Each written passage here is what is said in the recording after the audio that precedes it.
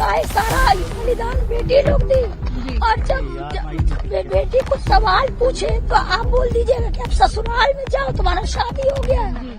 आज रोहिणी आचार्य और तेजस्वी यादव का जब मामला है उसकी पूरे देश में चर्चा है, पूरी मीडिया में चर्चा है, लेकिन ये बहुत ही दुखद है कि ये जो पारिवारिक झगड़ा है जिसे लालू प्रसाद यादव और रबड़ी देवी का जो आवास है उसके चार दीवारी के अंदर सुलझा लेना चाहिए था, वो आज सड़कों पे लड़ा जा रहा है। और उसकी चर्चा जो है वो लोग सड़कों पे कर रहे हैं, मीडिया कर रही है सड़कों पे।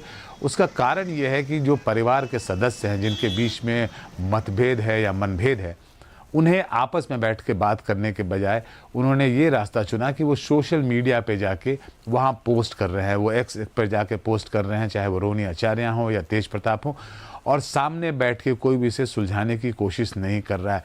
इस पूरे घटनाक्रम के केंद्र में अगर आप देखेंगे तो संजय यादव हैं, जो कि राजद के राज्यसभा एमपी हैं। तो संजय यादव जो हैं वो बेसिकली एक राजनीतिक सलाहकार के रूप में बिहार आए थे 2010 के चुनाव में, और उन्होंने आरजेडी का कार्यभार संभाला। उसके बाद जब आरजेडी का जो चुनाव प्रचार खत्म हो गया तो उसके बाद वो यहीं रुक गए। वो रहने वाले हरियाणा के हैं मूल तौर पे, लेकिन वो यहीं रुक गए और तेजस्वी यादव के काफ़ी करीब आ गए। ऐसा आरजेडी के नेताओं का मानना है, और बहुत सारे ऐसे नेता हैं जो ये बात आरोप लगाते हैं, और बाद में यही आरोप परिवार के सदस्यों ने लगाने लगा कि संजय यादव जो हैं उन्होंने आरजेडी के पूरे सिस्टम को हाईजैक कर लिया, तेजस्वी यादव को हाईजैक कर लिया, और संजय यादव एक ऐसे व्यक्ति बन गए जिनकी मर्जी के बिना कोई भी ना तेजस्वी यादव से बात कर सकता है, ना तेजस्वी यादव से मिल सकता, और जिसको वो चाहेंगे वो तेजस्वी यादव से बात करेगा या मिलेगा। अगर वो नहीं चाहेंगे तो आप नहीं मिल सकते।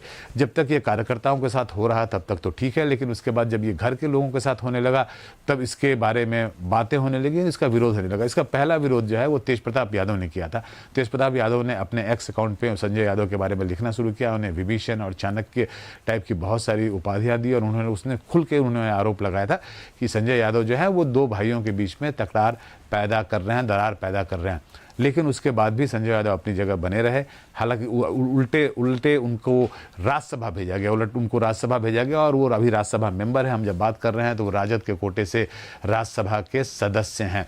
उसके बाद तेज प्रताप यादव के ऊपर एक उन्होंने घटनाक्रम किया था जिसमें उन्होंने कुछ आपत्तिजनक पोस्ट किए थे एक्स पर, जिसके बाद उन्हें 6 साल के लिए न केवल सस्पेंड कर दिया गया पार्टी से, बल्कि वो घर से भी निकाल दिया गया। और घर से निकालने में लालू प्रसाद यादव ने भी अपनी सहमति दी थी एक्स पे। तो वो तेज प्रताप ऐसा आरोप लगाते हैं कि ये भी जो है ये संजय यादव के दबाव से हुआ। हालांकि इसकी कोई पुष्टि नहीं करता, लेकिन क्योंकि इसमें जब लालू प्रसाद यादव ने भी इस पे सहमति दी थी तो ऐसा हम मानते हैं कि संजय यादव के दबाव से हो सकता है नहीं हुआ हो। उसके साथ ही रोहिणी आचार्य का जो मामला हुआ, रोहिणी आचार्य जो है वो लोकसभा में राजद के टिकट से चुनाव लड़ी थी, और राजद के टिकट से चुनाव लड़ने के बाद ही उनको जब हार मिली राजीव प्रताप रूडी के खिलाफ में, तो अभी जब 2025 चुनाव आया तो उन्होंने 2 व्यक्तियों के नाम सारण के 2 अलग अलग विधानसभा के लिए प्रपोज किया था, और उनका मानना था कि इन 2 व्यक्तियों को वहां से टिकट मिलना चाहिए। वहीं राजद जो है उसने अपना एक इंटरनल सर्वे कराया था, और उस इंटरनल सर्वे में किसी और 2 व्यक्ति का नाम आया था। तो राजद ने या तेजस्वी यादव ने आप कहें तो उन्होंने अपनी बहन यानी कि रोहिणी आचार्य के जो रिक्वेस्ट था उसको नहीं माना, और उन्होंने उन 2 व्यक्तियों को टिकट दिया जिसका नाम सर्वे में आया था। और इसमें दिलचस्प पहलू यह है कि दोनों व्यक्तियों जिसको तेजस्वी यादव ने टिकट दिया था दोनों जीत भी गए, दोनों आज के दिन में विधायक हैं। लेकिन इस पूरे घटनाक्रम में या तेजस्वी यादव के इस निर्णय ने रोहिणी आचार्य को खासा नाराज कर दिया। कल रात में जब रोहिणी आचार्य गई हैं वहाँ पे, तो क्योंकि चुनाव परिणाम जो है अप्रत्याशित थे उनके लिए, उसमें उनकी करारी हार हुई है, पार्टी की बुरी स्थिति हो गई, तो उन्होंने जाके कहा कि भाई जो चाणक्य हैं, जो पार्टी के लिए नीति बना रहे थे, जो स्ट्रैटेजी बना रहे थे, उनको इसकी जिम्मेवारी लेनी चाहिए, उनके ऊपर कार्रवाई होनी चाहिए। इसी बात पे आपस में भगदड़ शुरू होती है, और जैसा रोहिणी आचार्य ने अपने एक्स पोस्ट पर आरोप लगाया है, जैसा उन्होंने कैमरे के सामने भी बोला है कि उन्हें न केवल गालियां दी गई बल्कि उनके ऊपर चप्पल भी फेंका गया, ऐसा वो बार बार बोल रही हैं। पहले उन्होंने अपने एक्स पे लिखा, और बाद में जो है उन्होंने यही बात जो है अपने कैमरे के सामने भी, मीडिया के सामने 2 बार रिपीट किया है। तो हम उनके हवाले से बता रहे हैं कि ऐसा वो बोल रही हैं, ऐसा वो दावा कर रही हैं, हम इसकी पुष्टि नहीं कर रहे हैं। और उसके बाद रोहिणी आचार्य जो है रोते हुए गई हैं, पटना एयरपोर्ट पे गई हैं, उन्होंने मीडिया के सामने बात की है, उन्होंने दिल्ली के लिए फ़्लाइट पकड़ा, और फिर वापस वो एक दिन वहाँ रहने के बाद मुंबई चली गई। कुल मिला के ये जो मामला है, जो लालू प्रसाद के परिवार के सदस्यों के बीच का झगड़ा है, इससे कायदे से घर की चारदीवारी के भीतर सुलझा लेना चाहिए था। इस पर पब्लिक डिबेट नहीं होना चाहिए था, इस पर जानकारी लोगों के पास नहीं होनी चाहिए थी।